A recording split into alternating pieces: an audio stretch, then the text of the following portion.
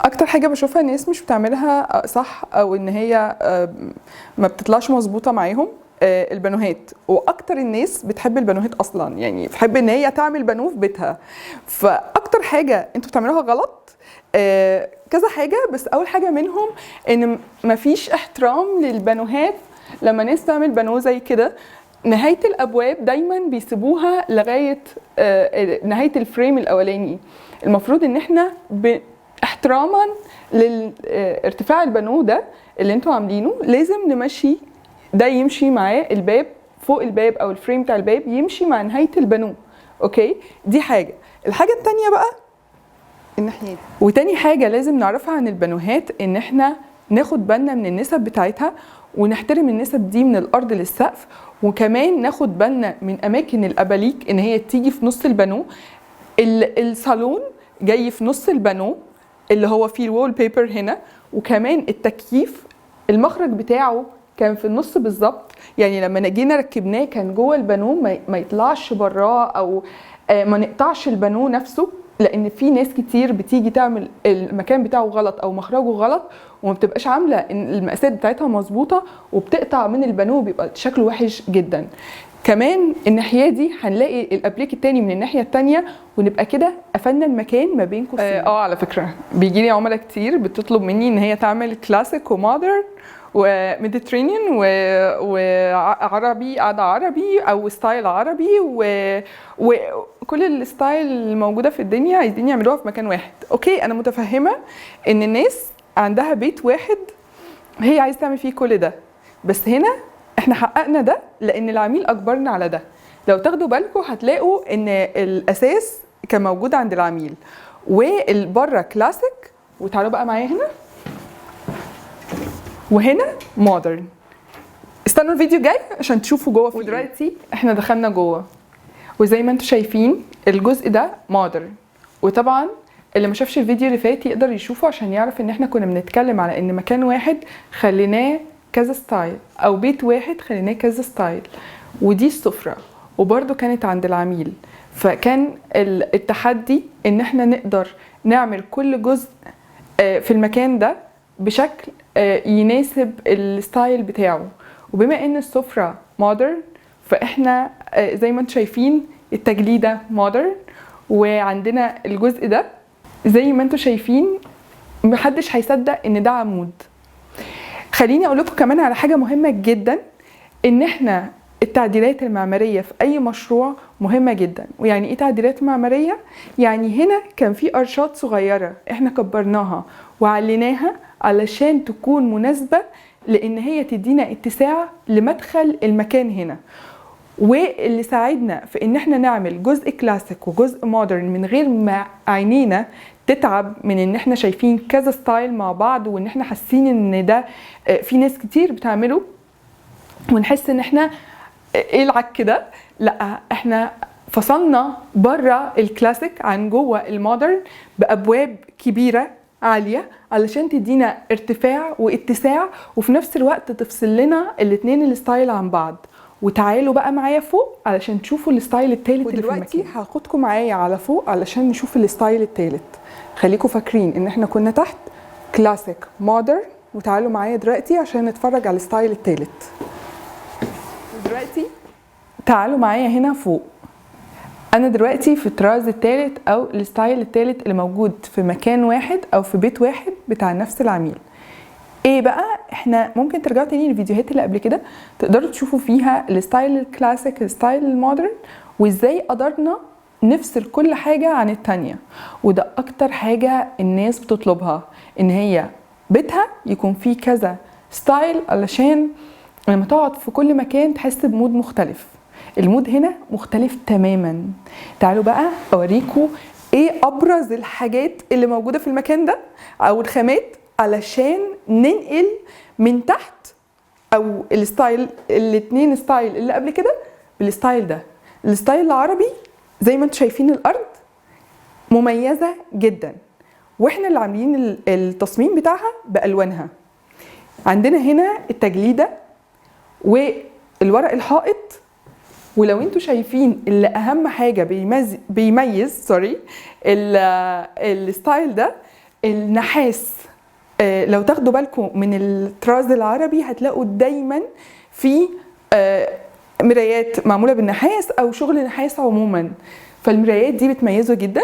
عندنا هنا التابلو ده بالكانيه، واللي ما يعرفش ده اسمه ايه، ده اسمه كانيه، وحاطين وراه اضاءه علشان تدي المود اللي انتوا شايفينه، ولو طفينا بقيه الانوار هتلاقوا مود مختلف تماما.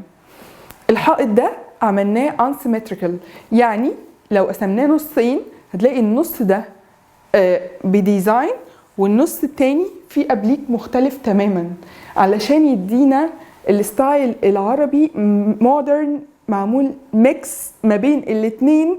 وخليني اقول لكم ان الاساس كان موجود عند العميل اوريدي، فاحنا كان لازم نشتغل على الاساس اللي موجود. معرفش اذا كانوا هيغيروه ولا لا، بس ده اللي موجود حاليا عندنا. واهم حاجه بتميز الستايل ده برضو ان فيه تفاصيل كتير قوي، فالتفاصيل اللي موجوده في الاساس اللي موجود مع التفاصيل اللي في الارضيه مع التفاصيل اللي في الحوائط هو بيميز الستايل ده. كمان عندنا هنا التكييف، وتعالوا بقى معايا لايه اكتر حاجه لما بتطلع بتميز الستايل ده في المكان ده. التابلو، لو زي ما انتم شايفين الست العربيه اللي قاعده في مكان فيه تفاصيل كتير، فيه بلاط، فيه تفاصيل في الحائط، كل ده بيبين احنا المود بتاع المكان عامل ازاي. وتعالوا كمان معايا اوريكم المكان اللي بعد كده. وهنا بقى ده الجزء بتاع الكيتشنت، والجزء ده موجود في نفس المكان بتاع الستايل العربي اللي احنا لسه طالعين من تحت على فوق عليه، وشرحته لكم في الفيديو اللي فات. فاللي ما شافش الفيديو اللي فات يقدر يرجع يشوفه تاني، ويقدر يشوف الفيديوهات اللي قبل كده اللي فيها الستايلات التانية. تعالوا بقى نشوف الكيتشنت وايه اللي عملناه علشان نخلي الجزء ده اصلا فيه كيتشنت. دايما بشوف ان الناس اللي عندها دوبلكس او فيلا محتاجين ان هم يكون عندهم كيتشنت فوق، ان هو مطبخ صغير يقدر يعمل عليه الحاجات الاساسيه، ويكون عنده كمان يعني اجهزه زي الكوفي ماشين، الكاتل، الحاجات دي، وممكن بوتاجاز كمان صغير. كل ده عاملين حسابه هنا. الجزء ده ما كانش كل ده، الجزء ده كان لغايه اول الرخامه بس. كل ده كان موجود في الحمام، والحمام كان كبير جدا ومهدر كمان. هنخش دلوقتي نشوف الحمام، بس قبل ما ندخل الحمام هقول لكم احنا اخدنا جزء من المهدر جوه ده واستفدنا بيه بره، وما استغنيناش عن اي حاجه جوه. يمكن كمان هتلاقوا يعني اوعدكم الفيديو الجاي هيكون مميز جدا في الحمام، لكن قدرنا ان احنا نعمل فتحه يعني شباك اكبر وفتحات تهويه اكبر لمكان ما فيهوش اي فتحات تهويه غير ده بس. كبرنا الشباك وعملنا مكان استغليناه للكيتشنت، وفي نفس الوقت قدرنا ان احنا نخدم بيه الغرف بالجزء الليفينج روم بتاع العيله فوق. تعالوا بقى دلوقتي علشان ندخل على جوه ونشوف جوه في ايه. وهنا ده الحمام اللي كنا بنتكلم فيه او بنتكلم عليه الفيديو اللي فات. تقدروا ترجعوا للفيديو بتاع كيتشنت علشان تعرفوا احنا عملنا ايه علشان ناخد منه جزء للجزء اللي بره، او اللي هو اهم حاجه قبل اي حاجه التعديلات المعماريه. مش مهم ان الحمام بتاعنا يبقى كبير، مش مهم الحمام، في ناس كتير جدا بتتضايق ان حماماتها صغيره، لكن لو اتوزعت صح واتعملت فيها ستورج صح صدقوني هتلاقوا كل حاجه في مكانها، هتحسوا بالوسع زي ما احنا شايفين. اول حاجه عملناها الغساله والدراير اللي كانوا اصلا في الحمام الكبير زحمينه وعاملين مشاكل كتير جدا، لان كل الوايرز بتاعتهم كانت موجوده وباينه، فكان شكلها مش حلو خالص. كمان السخان الكهرباء مش الغاز، سخان الغاز غلط ان احنا نقفل عليه، ده سخان كهرباء عملنا ليه مكان وقافلين عليه علشان ما نحسش بحجم كتله كبيره في مكان حتى لو كان واسع بالوايرز بتاعته تضايقنا. فخلينا لما بنيجي نعمل اي تصميم لازم بنهتم ان احنا المكان يكون بسيط، ما فيهوش كتل تضايق عينينا. كمان عملنا الستورج دي سواء فوق او تحت للتخزين، وتحت علشان المكانس المساحات هي دي اللي احنا بنشيلها فيها، بدل ورا الابواب والكلام اللي احنا بنشوفه ده يا ريت ما نشوفوش. كمان تعالوا معايا علشان المين بتاع المكان ده، الحوض بتاع الحمام اللي معمول من كتلة واحدة او من رخام. نوع الرخام ده معمول بيه الحوض مخصوص بالمقاسات زي ما انتوا شايفين ان كل حاجة بمقاسها وجاية مظبوطة على المقاس بتاعها، فده اللي بنهتم بيه جدا. تعالوا بقى علشان ندخل على الشاور اللي احنا عاملين مكان نقعد عليه في جوه الشاور. كمان عاملين اماكن فيها اضاءة للشامبو والشاور كونديشنر، اي حاجة كريم، اي حاجة محتاجين ان احنا نحطها بنستخدمها في الشاور ما تكونش ملهاش مكان وان هي تكون زحمة الدنيا. لا احنا عاملين الاماكن دي مخصوص ومش مخلينها ارفف علشان ما تاخدش مكان لبره، لا احنا عاملينها جروفز لجوه علشان تبقى اكنها من الحائط نفسه. مهم جدا ان احنا نعمل الحاجات دي وناخد بالنا منها. هنا التواليت، وهنا الشباك اللي عملنا عليه ستار رومان من الاورنج الجريج، درجة جريج مايلة اكتر على الكحلي. الاورنج والتابلوهات دي استخدمناها علشان ندخل الالوان السخنة في المكان اللي المكان كله الوانه محايدة علشان يدينا دفء للمكان حتى لو كان حمام.